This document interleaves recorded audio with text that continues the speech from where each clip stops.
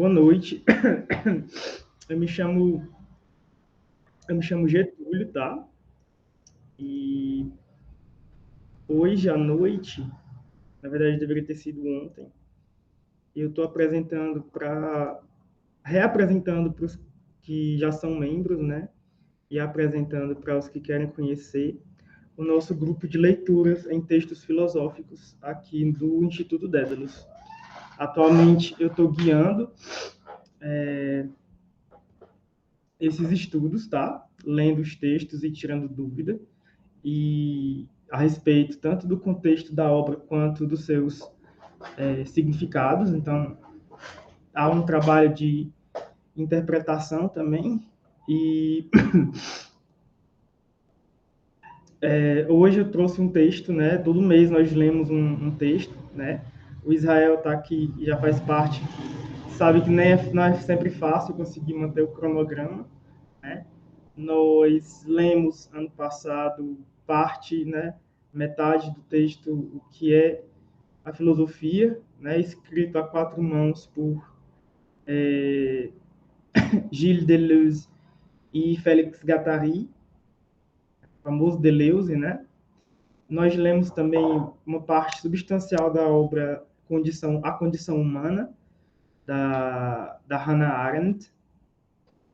Nós não terminamos, então a gente está lendo ele parte por parte, né? Mas o que nos levou a considerar que obras muito grandes talvez não sejam muito eficazes de ser lidas devido ao volume do texto, né? Então, a gente está privilegiando textos que a gente consegue ler em um mês, né? Em 4, 5 encontros semanais. A gente leu também nosso primeiro texto. O primeiro texto do nosso grupo que foi lido foi a Apologia de Sócrates, de Platão. E nós encerramos o ano, né? Começamos com Platão e terminamos o ano passado com Platão, né? Que foi o Banquete. Na verdade, está faltando 10% da obra ser lida, por conta de o último dia ter caído em 24 de dezembro, aí ninguém conseguiu. Mas esse é o nosso grupo, ele funciona, né, aos sábados, das 14 às 16 horas. São 2 horas por semana, né? E aí, para apresentar o grupo para vocês, ver como que a metodologia dele funciona, foi escolhido esse texto, que é um texto relativamente curto, não menos importante para a história da filosofia, mas ele é relativamente curto, que é uma das cartas de Epicuro, né? Existem 3 cartas desse filósofo grego preservadas até hoje, né? A maior parte da sua obra se perdeu ao longo da história, ao longo da destruição de livros, né? Mas ficou essa obra aí, uma pequena obra epistolar, da qual a carta que ele escreve para seu filho Meneceu, né, cujo tema é a felicidade. Essa carta ela encapsula a filosofia de Epicuro, pelo menos no que diz respeito à ética, né, ao convívio entre iguais, né.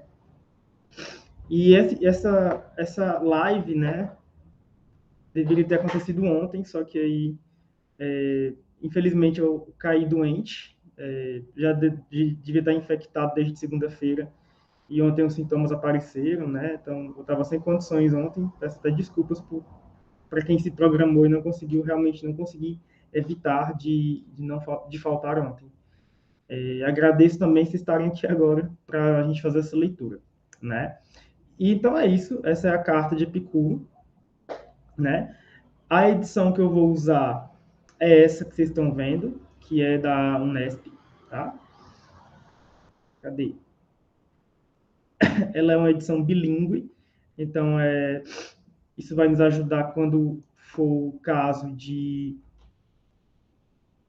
termos mais complicados de traduzir, porque esses termos são complicados de traduzir, né? E só que aí eu vou ler essa carta com vocês nesse formato aqui, que vocês estão vendo. É o mesmo texto, tá? Só é mais fácil de acompanhar, porque a edição bilíngue fica sendo uma página em grego e outra em português, aí fica, né, alternando as páginas. Esta aqui fica corrido, né? Uma coisa só, e até nos ajuda, né? Vejam que são só 4 páginas de texto, não é nada demais, né? Mas, assim, pessoal, é um texto que é muito interessante nas suas conclusões, né? Obviamente, não dá para imaginar ela completamente hoje, né? Como eu quero dizer, seria anacrônico tentar reproduzir esses ensinamentos completamente hoje, mas mesmo dentro desse anacronismo existe um certo sentido que pode soar parecido para a gente, né? Que seria o texto de autoajuda. Vocês vão entender já mais tarde por quê, não. Não estou dizendo que Epicuro é autoajuda, não, tá? Mas devido a questões históricas e sociais, né?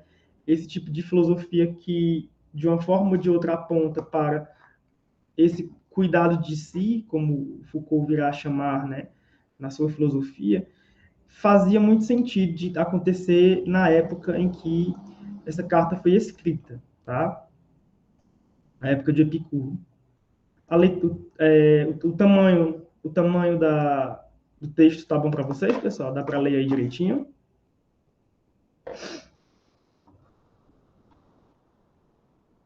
Bom, então vamos lá, né? Mãos à obra. E aí, como introdução para essa leitura,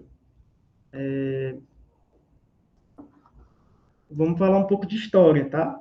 Então, esse mapa que vocês estão vendo aí, ó, ele ilustra o que foi, né, o modo como o que nós conhecemos hoje como o Império Macedônio, o Império Macedônico, né, mais conhecido também, né, como as conquistas de Alexandre Magno, né.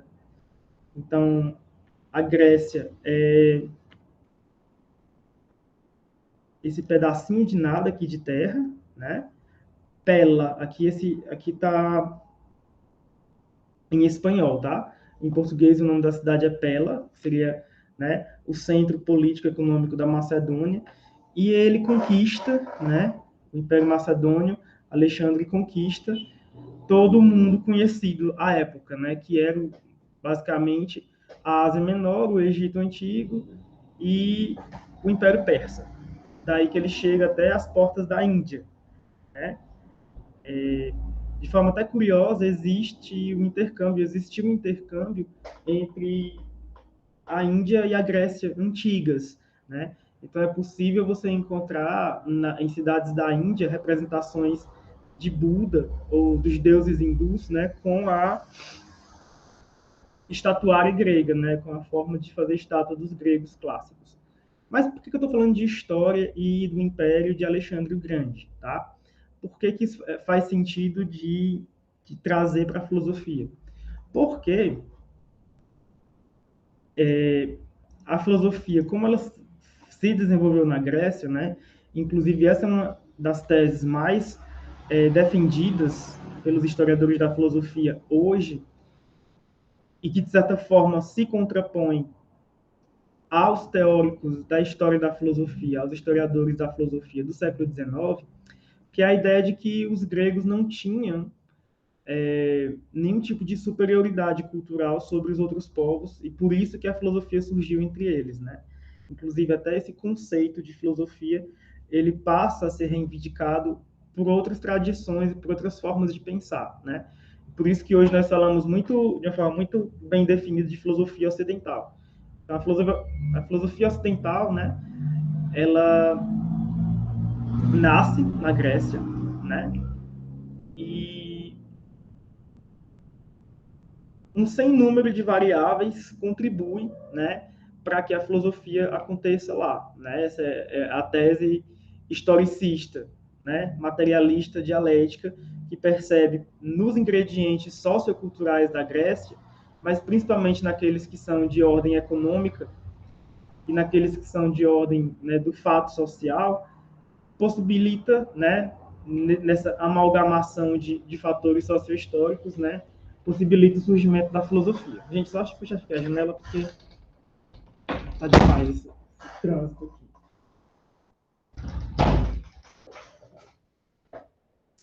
Possibilita o surgimento da filosofia.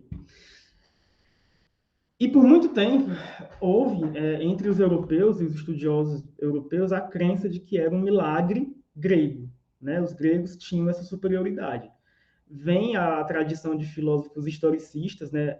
Melhor dizendo, de historiadores da filosofia historicistas, e compreendem que fatores como a navegação, o alfabeto, a monetarização da economia, o contato com diversos povos e religiões, mesmo os usos dados à astronomia e à matemática, que são ciências mais antigas do que a filosofia, tudo isso contribui para que na Grécia Antiga apareça esse fenômeno, né, que Pitágoras vai chamar de filosofia, quer dizer, aquele que ama a sabedoria, não exatamente o sábio, sofos, né, mas aquele que ama conhecer, né, por não ter a sabedoria, deseja.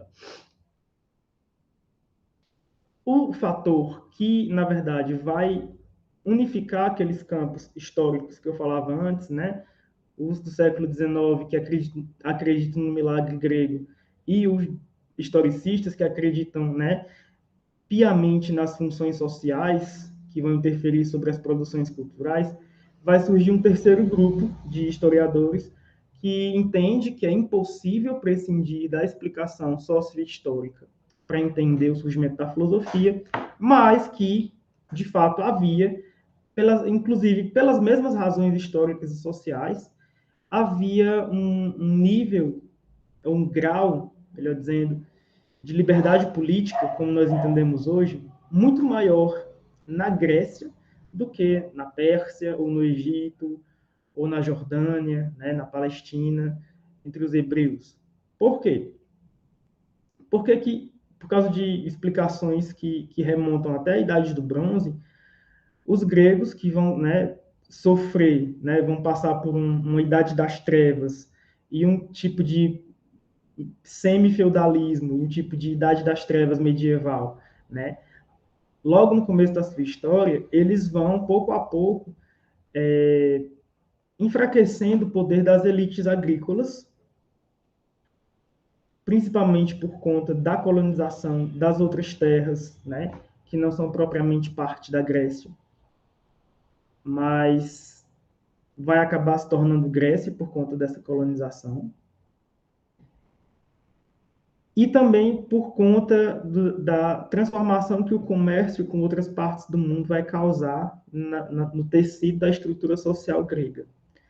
E o caso mais emblemático disso talvez seja Atenas, em que o sistema de governo regido pelos líderes dos demoi, né, esses bairros, esses distritos, essas regiões de Atenas, vai acabar gerando uma experiência política que não é que os outros povos não conhecessem a participação coletiva, né, havia de fato os conselheiros, né, os representantes locais, os sátrapas, no caso do Império Persa, mas ainda assim, nesses lugares que convencionou-se, né, até de forma preconceituosa, a chamar de Oriente, não havia essa mesma liberdade que entre os gregos, porque no fim das contas havia um líder, fosse o faraó no Egito, fosse, né, o Basileutatos, né, o grande Shah na Pérsia, né, o rei dos reis. Bom, o que isso tem a ver com filosofia de Epicuro? Quando Sócrates, Platão e Aristóteles trabalhavam, havia um nível muito grande de liberdade para a opinião política e para a discordância. Não era uma liberdade de expressão absoluta, né, como os libertários, os libertarians defendem, até mesmo porque Sócrates e o mesmo Aristófanes são criticados por criticarem a cidade, né, mas não se compara ao nível de autoritarismo dos impérios orientais. Então, a filosofia ganha uma força de reivindicação política, né? É o rei filósofo, no caso de Platão, né? Os livros como A Política, de Aristóteles, né? A Ética Nicômaco, são livros que realmente falam coisas que prescindem, né? Que precisam de um certo nível de liberdade para poder ser pensado, né? De liberdade política que eu estou falando. Então, é possível até que os líderes sejam criticados, né? Nas peças de Aristófanes, né? Da comédia antiga, não da média, mas da antiga. O próprio líder da cidade, Cleon, é alvo de zombaria, né? Então havia essa possibilidade de agência para os indivíduos gregos, né? E por isso que a filosofia clássica ela é tão política, né? Porque não havia nem pelo lado da organização da cidade, nem pelo lado da religião, não havia força suficiente para que certas cobranças fossem feitas para esse livre pensamento. Mas aí o quadro muda de questão, como vocês já estão adivinhando, né?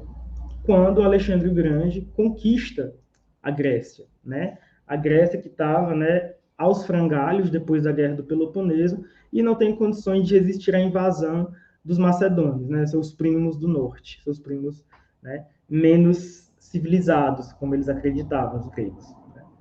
E aí, como Alexandre não se satisfaz com a Grécia e desde tempos, né, imemoriais o perigo persa ameaça a civilização dos gregos, ele acaba utilizando sua nova técnica, né, a nova técnica de guerra dos macedônios, que são lanças mais longas, para invadir a Pérsia, e com essas lanças mais longas ele não apenas invade, como ele conquista, né, essas novas regiões.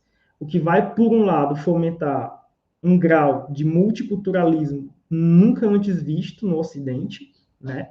Então vai haver a transformação do grego de uma língua local em uma língua franca, que as pessoas vão utilizar para se comunicar, né, nas várias partes dessa hegemonia, né? A palavra império não era utilizada ainda. E, por outro lado, o nível de liberdade, a qualidade de democracia se perde em Atenas. Então, os filósofos perdem o direito, né, de criticar, digamos assim, impunemente os poderosos. E com o centro de decisão política afastado do nível local, né,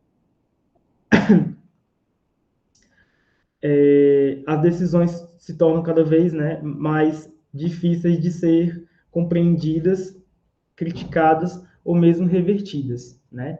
Então, a força política deixa de morar em Atenas e passa a morar agora, né, onde o imperador estiver, o hegemon estiver. E isso atinge também a filosofia, porque se por um lado, até essa época que a gente condiciona, né, convencionou a chamar de helenismo, havia a possibilidade da garantia de liberdade política, na época que Epicuro vive não há mais. Então, ele vai precisar fazer uma filosofia, ele fará, na verdade, uma filosofia que não olha tanto para fora, mas para dentro das pessoas. Porque não existe mais a possibilidade da transformação política pela autonomia. Então, esses filósofos, não apenas Epicuro, mas outras escolas filosóficas do helenismo também fazem isso, que é, né, já que eu não posso mudar o mundo, eu vou mudar a mim mesmo. Então é aí que surgem os estoicos, os cínicos, os céticos, de certa forma os neoplatônicos, mas principalmente aí Epicuro, no caso dele, do epicurismo. E é aí que a gente começa a leitura da carta, porque nesse texto, né, que ele escreve para seu filho, ele meio que dá as dicas para ser feliz, né? Mesmo nesse mundo em constante transformação, mesmo nesse mundo sem esteio de segurança, né? E ele foi um prolífico escritor, né? Epicuro, por exemplo, a gente sabe que ele escreveu um livro chamado Sobre a Natureza, que tinha mais de 30 volumes. Ele tratou de vários temas, né? Ele tinha uma própria visão da física, ele era atomista e acreditava que mesmo a alma é feita de átomos, né? E que a liberdade só é possível porque ao longo dos átomos que caem no vazio existe o que ele chama de clinamen, que é um desvio no caminho da queda atômica. E esse desvio do caminho da queda atômica acaba gerando a possibilidade de as pessoas, né, escolherem fazer outras coisas diferente daquilo que elas estavam meio que predestinadas a fazer. E ele escreve Carta à Felicidade, né, Peris, Perite Eudaimonias, né, para falar para o filho dele o que é ser feliz, como chegar à felicidade. Esse Perites Eudaimonias, então, é o nome original da obra, como vocês estão vendo aí. Peri é sobre, tes e é um artigo que ganha uma função para a gente de preposição, né, o de, e eudaimonias é o que se traduz como felicidade, mas que não tem muito a ver com o felictas do latim, né? Eudaimonia, na verdade, vem da construção do daimon, que é aquele gênio que acompanha, cada pessoa tem o seu daimon, né? O gênio que acompanha cada pessoa ao longo da vida, juntado ao prefixo eu, que é bom, né? Eudaimonia seria quando o daimon está satisfeito. E infelicidade, a cacodaimonia seria quando o daimon está insatisfeito com as nossas escolhas, né? Então, o daimon é algo que nunca pode ser visto por nós mesmos, mas que todos os outros veem, tá? Mas nós não somos felizes como um estado mental, né? Como nós pensamos hoje. Para os gregos, nós somos felizes quando existe a possibilidade de o daimon se harmonizar com as nossas escolhas, né? Nós não nos afastarmos muito do daimon nos faz felizes, né? E aí, Epicuro vai escrever a própria versão dele, o próprio receituário dele de como garantir a felicidade. E agora, né, eu começo a leitura e vocês poderão ver, né, quem não conhece, poderão ver como é o nosso método de trabalho, tá bom? Meneceu. Que ninguém hesite em se dedicar à filosofia enquanto jovem, nem se canse de fazê-lo depois de velho, porque ninguém jamais é demasiado jovem ou demasiado velho para alcançar a saúde do espírito. Esse tema da saúde do espírito, gente, vai ser diretamente ligado à filosofia dele, porque ele proporá, né, ele vai propor aqui no texto, os remédios contra a infelicidade. Quem afirma que a hora de dedicar-se à filosofia ainda não chegou, ou que ela já passou, é como se dissesse que ainda não chegou ou que já passou a hora de ser feliz. Desse modo, a filosofia é útil tanto ao jovem quanto ao velho, mas para quem está envelhecendo, sentir-se rejuvenescer através da grata recordação das coisas que já se foram, e para o jovem poder envelhecer sem sentir medo das coisas que estão por vir. É necessário, portanto, cuidar das coisas que trazem a felicidade, já que, estando esta presente, tudo temos, e sem ela tudo fazemos para alcançá-la. Pratica e cultiva, então, esses ensinamentos que sempre te transmiti, na certeza de que eles constituem os elementos fundamentais para uma vida feliz. E aí, né, na carta original não tem essas delimitações aqui, o estudo da filosofia, os deuses, tá? É um texto corrido só. Então vamos ignorar os nomes, as palavras em vermelho, tá bom? E aí chegamos, né, à primeira etapa do remédio dele contra a infelicidade, né? Por que as pessoas eram infelizes? Motivo X. Como é que eu garanto a felicidade? Eliminando esse motivo. Em primeiro lugar, considerando a divindade como um ente imortal e bem-aventurado, como sugere a percepção comum de divindade, não atribuas a ela nada que seja incompatível com a sua imortalidade, nem inadequado à sua bem-aventurança. Pensa a respeito dela tudo que for capaz de conservar-lhe a felicidade e a imortalidade. Essa felicidade aí que o Epicuro está falando não é mais a eudaimonia, tá? Mas é a macaria, de Macarios, que se traduz também como bem-aventurado, né? E a diferença da felicidade para bem-aventurança é que a felicidade pode se transformar em felicidade, de repente. A bem-aventurança não, né? Ela é eterna e faz parte, né, é uma das características dos deuses. A outra é a imortalidade. E aí vem, né, o argumento de Epicuro. Os deuses, de fato, existem, e é evidente o conhecimento que temos deles. Já a imagem que deles faz a maioria das pessoas, essa não existe. As pessoas não costumam preservar a noção que têm dos deuses. Ímpio é quem rejeita os deuses em que a maioria... Perdão, pessoal. Ímpio não é quem rejeita os deuses em que a maioria crê, mas sim quem atribui aos deuses os falsos juízos dessa maioria. Com efeito, os juízos do povo a respeito dos deuses não se baseiam em noções inatas, mas em opiniões falsas. Daí a crença de que eles causam os maiores malefícios aos maus e os maiores benefícios aos bons. Emanados pelas suas próprias virtudes, eles só aceitam a convivência com seus semelhantes. e consideram tudo estranho, e consideram estranho tudo que seja diferente deles. O que ele está dizendo é, os deuses existem, mas eles não se importam conosco. Então, não vale a pena viver a vida tendo medo do que os deuses vão pensar, ou, pelo contrário, esperando a recompensa pelo que a gente acha que os deuses querem que a gente faça. Para Epicuro, os deuses são até incapazes de pensar nos humanos. Então, deixando de se preocupar com os deuses, a gente pode até ser mais feliz. E nisso ele se afasta da concepção comum, tradicional, das religiões gregas, porque essas religiões acreditam que os deuses se preocupam com a gente, que eles se preocupam com as nossas oferendas, mas na prática eles não se preocupam por conta da sua própria natureza. Então aqui Epicuro está se afastando da tradição dentro da qual ele cresceu, né? E aí vamos falar da morte, né? Os deuses são uma das raízes do medo, né? E, portanto, da infelicidade. A morte é outra das raízes da nossa infelicidade. E ele diz, acostuma-te à ideia de que a morte para nós não é nada, visto que todo bem, todo mal residem nas sensações, né? É o corpo. E o corpo, quando morre, pessoal, mesmo a alma, né, se dissolve e volta para a natureza. Então, só existe o que pode ser sentido para Epicuro, tá bom? A convivência clara de que a consciência clara, desculpa, gente, a consciência clara de que a morte não significa nada para nós proporciona a fruição da vida efêmera, sem querer acrescentar-lhe tempo infinito e eliminando o desejo de imortalidade. Não existe nada de terrível na vida para quem está perfeitamente convencido de que não há nada de terrível em deixar de viver. É tolo, portanto, quem diz ter medo da morte.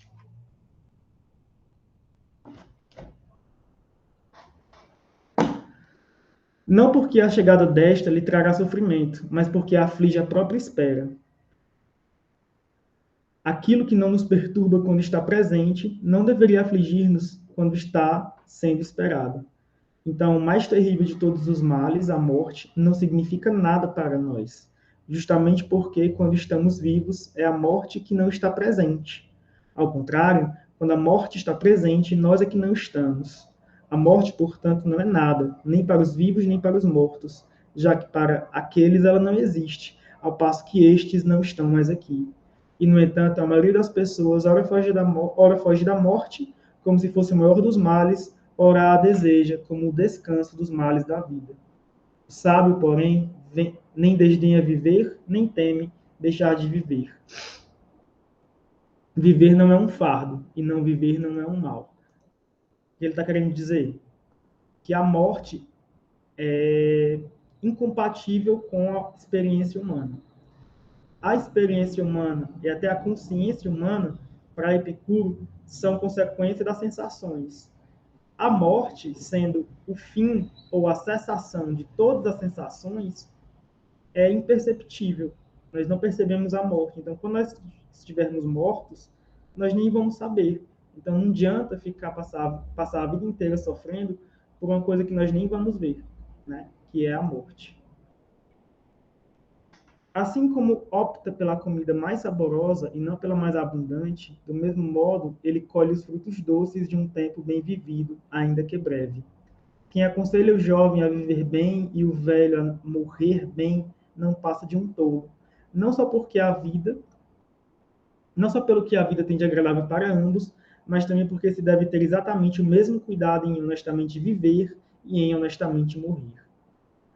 Mas pior ainda é aquele que diz: bom seria não ter nascido, mas uma vez nascido, transpor o mais depressa possível as portas do Hades. Essa, gente, é uma crença muito comum entre os gregos, tá? Que a morte que a vida é sofrimento e que a morte é libertação. Se ele diz isso com plena convicção, por que não vai desta vida? Pois é livre para fazê-lo, se for esse realmente seu desejo. Mas se o diz por brincadeira, foi frívolo em falar de coisas que brincadeira não admite. Nunca devemos nos esquecer de que o futuro não é nem totalmente nosso, nem totalmente não nosso.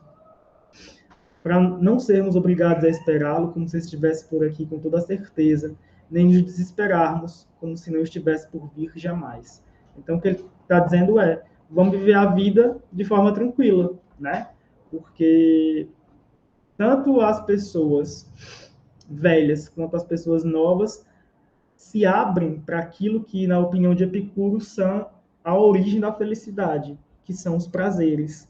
Então, ele está pedindo para a gente cultivar os nossos prazeres. Consideremos também que, dentre os desejos, há os que são naturais e os que são inúteis. Dentre os naturais, há uns que são necessários e outros apenas naturais. Dentre os necessários, há alguns que são fundamentais para a felicidade, outros para o bem-estar corporal, outros ainda para a própria vida.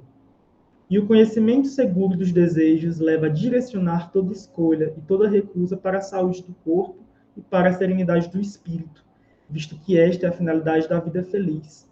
Em razão deste fim, praticamos todas as nossas ações para nos afastarmos da dor e do medo. Uma vez que tenhamos atingido esse estado, toda a tempestade da alma se aplaca e o ser vivo, não tendo que ir em busca de algo que lhe falta, nem procura outra coisa a não ser o bem da alma e do corpo, estará satisfeito.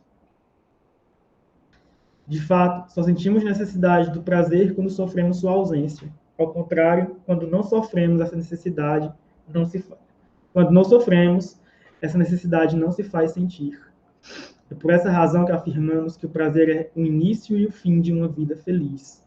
Com efeito, nós o identificamos como o bem primeiro e inerente ao ser humano. Em razão dele, praticamos toda escolha ou recusa, e a ele chegamos escolhendo todo o bem de acordo com a distinção entre prazer e dor. Embora o prazer seja nosso bem primeiro e inato, nem por isso escolhemos qualquer prazer.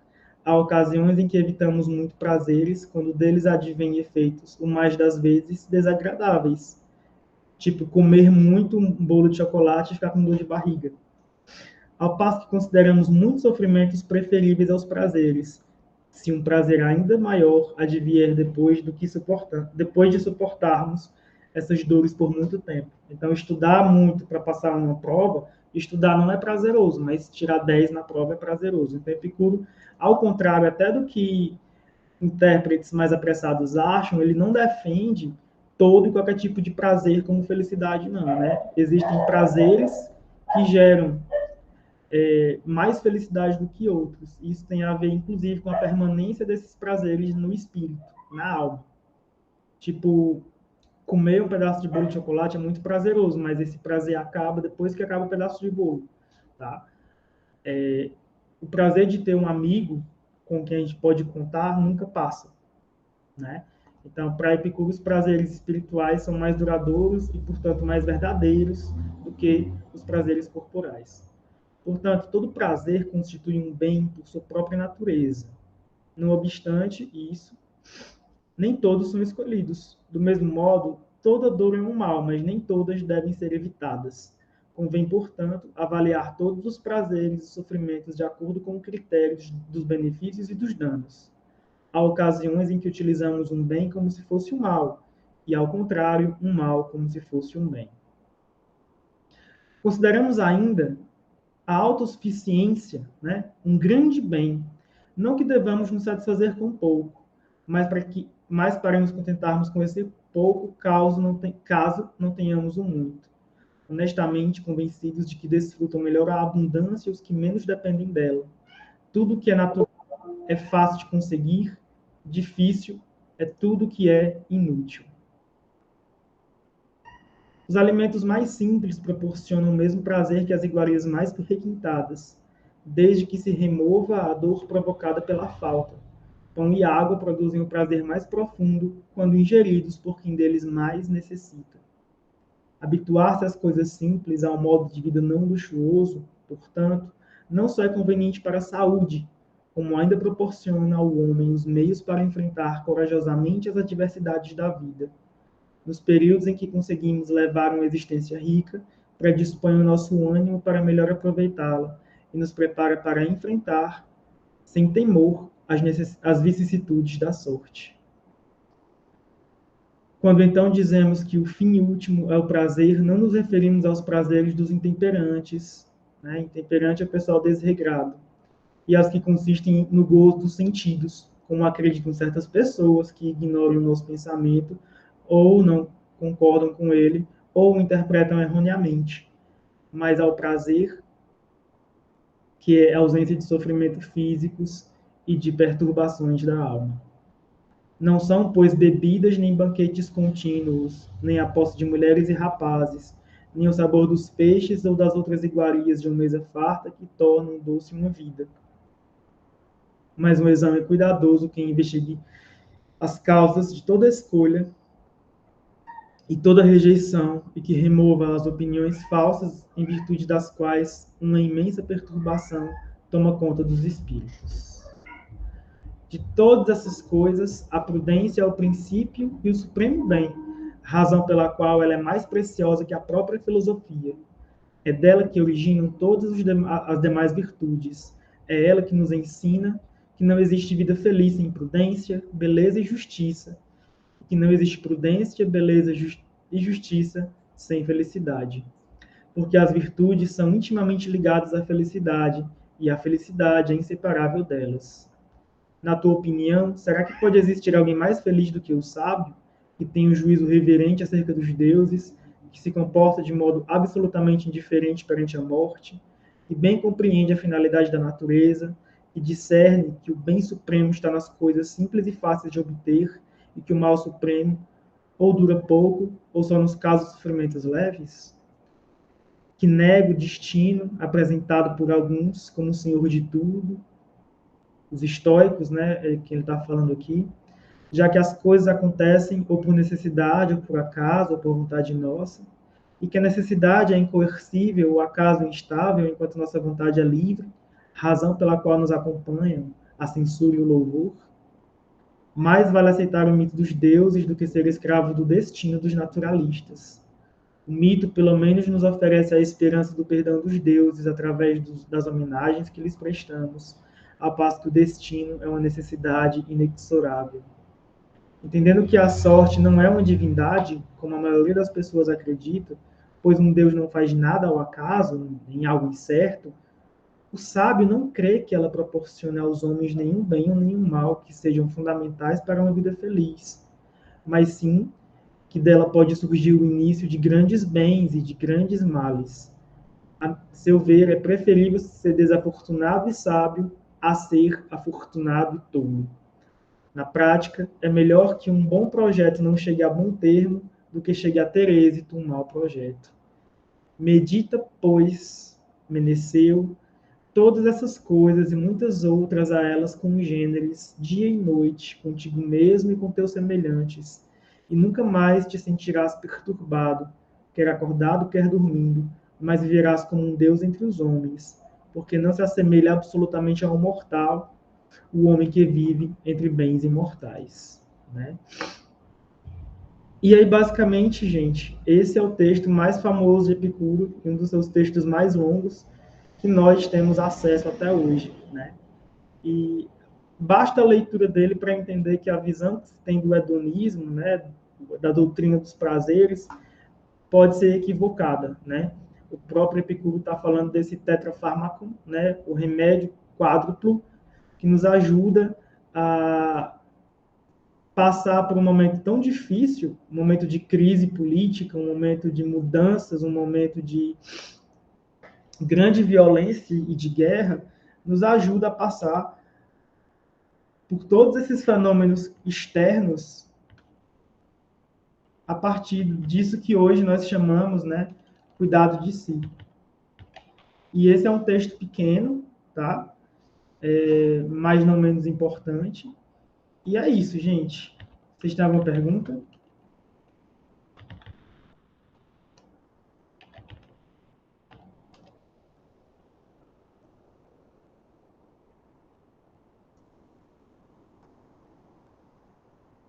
Boa noite. Boa noite, tudo bem? Tudo bem. É a primeira vez que eu assisto alguma coisa da Dédalus. Eu gostaria de saber como participar do grupo. Pronto, Ângela. Ó, antes de responder, eu coloquei aí no chat os 4 remédios de Epicuro tirados aqui desse texto. Ângela, aqui na tela tem uma bolinha, né, com a letra I, é o contato do Instituto Dédalus. Ok. E aí você pode falar com o Wellington, tá? Diga oi, Wellington, se tu estiver aí. E o Wellington, ele passa essas dúvidas, essas questões de como participar, dos horários e tudo isso, né? Ele faz essa mediação. Ele é o nosso Hermes, né? Ele traz as mensagens e leva as mensagens. Ok, muito obrigada. Por nada. Gostei muito, foi muito interessante a contextualização histórica, porque eu já havia assistido palestras sobre esse texto, mas não teve essa é, é, colocação dentro do histórico do momento político, e aí agora ficou uma visão muito mais clara e explicativa dessa mudança mesmo, né? Principalmente em relação à questão dos deuses, né? Essa mudança dessa concepção da participação de Deus ou Sim, não na felicidade, né? Obrigada. por nada. E sobre os deuses, são levantadas muitas perguntas, né? Como é que os deuses existem, então, se eles não se importam, né? Quem criou os homens, né? Então, essas dúvidas que ficam voando, né, sobre o Epicuro, não dá para responder porque a obra dele está perdida. No entanto, né, como os historiadores de filosofia antiga gostam de, de dizer, a última palavra não foi dada ainda. Então, por exemplo, Ângela, nos anos 90 ou 2000 foram descobertas na Biblioteca do Vaticano textos do Epicuro, né? Mensagens que a gente não sabe se ele escreveu para ser pequeno mesmo, para ser pequenininho, ou a gente não sabe se foi uma parte de um livro que se perdeu, só ficou aquilo, né? Mas foram achadas, né, as sentenças vaticanas. Então, assim, nada impede que nos próximos anos a gente consiga achar, né, um novo texto do Epicuro que lance luz sobre essas dúvidas, né? A tecnologia está aumentando, né? A gente às vezes descobre textos novos por debaixo de textos antigos, porque como não tinha papel, era escrito no couro do pergaminho, né? Ou mesmo quando tinha, mas era uma coisa cara, eles usavam outros, escreviam texto por cima de outros textos. E hoje, com as tecnologias, a gente às vezes nem precisa mais abrir o rolo, que pode se perder, que pode se quebrar, que pode receber luz solar e evaporar. A gente bota ele dentro de um tanque, de um tubo, tipo de eletroencefalograma, não sei se tomografia, e ele consegue captar o que está dentro, né? E aí dá para descobrir muita coisa. Então, assim, é muito interessante, porque a qualquer momento a gente pode ter uma nova noção. Mas, pelo que a gente sabe aqui, de Epicuro, dessa carta, os deuses, eles não têm nenhuma noção de que nós existimos. Ou se eles têm uma coisa insignificante, é como nós e as formigas, né? Inclusive, os deuses são eternos, nós não somos. Os átomos dos deuses são melhores do que os nossos, parece, porque ele diz que o nosso corpo é feito de átomos pontiagudos e rugosos, mas nossa alma é feita de átomos redondos e lisos. Por isso que o pensamento é rápido, na opinião dele, porque os átomos comunicam, né? São circulares, eles rodam mais rápido. Mas, quando nós morremos, a nossa alma se dissolve também, junto com o corpo, né? E aí, por isso que os deuses não têm nem condições de pensar na gente, né? E aí, Então, não somos criações divinas para ele. daí eu não sei responder, porque se não foram os deuses, quem foi, né? Na cabeça dele. Só que aí não dá para saber, porque aí não foi respondido. Ou se foi respondido, a gente perdeu esse papel, né? Aí só antes de ler aqui para Camille, tem um texto muito interessante. Esse texto é de um venezuelano, né? Ele está num livro chamado História Universal da Destruição dos Livros. E logo no começo ele fala que tudo que foi escrito pela humanidade ocidental até o século IV antes de Cristo, 40% foi o que sobrou. A gente perdeu 60%. Então, de 10 obras, 6 estão perdidas para sempre. E aí não dá para saber exatamente. Mas eu gosto de pensar como que ele tentaria responder essa pergunta, né? Camille, o tetrafármaco, né, é um conceito que os historiadores criaram para explicar a quádrupla raiz da felicidade para Epicuro, ou os 4 remédios contra a infelicidade. E aí, o primeiro remédio é não ter medo dos deuses, porque o medo perturba a alma, e ele quer a imperturbabilidade da alma para ser feliz, né? Não temer a morte pelo mesmo motivo, é uma perturbação desnecessária. A felicidade, ela precisa existir dentro de uma lógica, como ele está dizendo aí no texto, né?